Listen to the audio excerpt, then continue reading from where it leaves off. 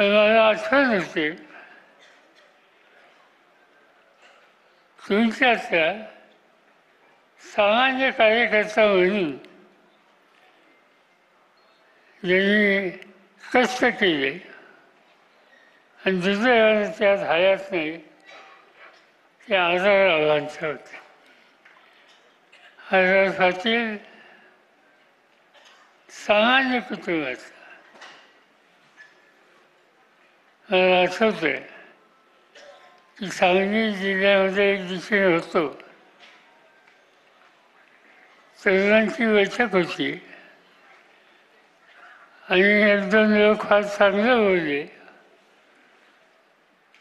मी चौकशी केली की हा कोण मुलगा. मला सांगण्यात आलं त्यांचं नाव आझाद पाटील. मी बोलून घेतलं, त्यांच्याशी सुसंवाद केला. माझ्या लक्षात आलं की इथं कर्तृत्व आहे. लगेचच जिल्हा परिषदेच्या निवडणुका होत्या, त्यांना उभं करायची निवडून आली. नंतर विधानसभेची संधी मिळाली.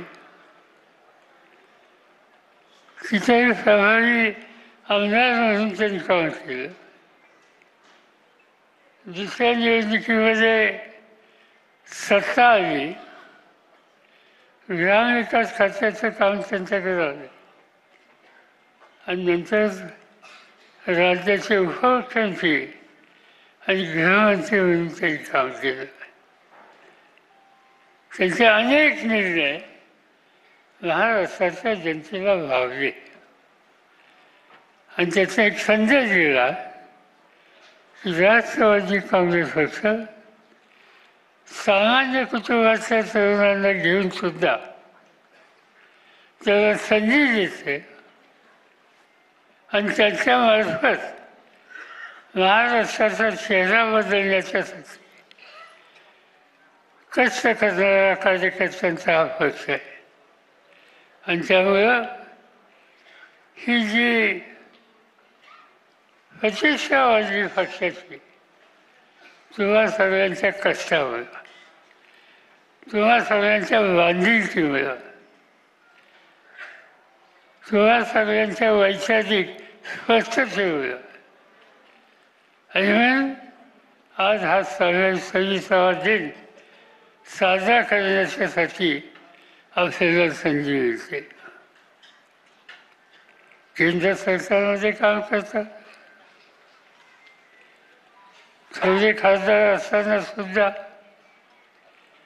मी असेल, सूर्यकांत पाटील असेल, अनेकांची नावं घेतायची.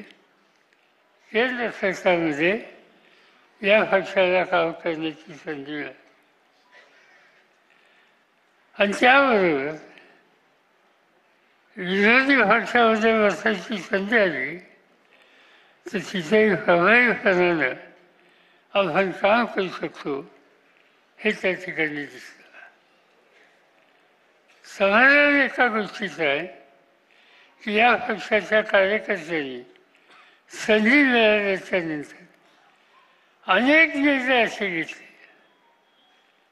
की त्या निर्णयाचा परिणाम राज्यात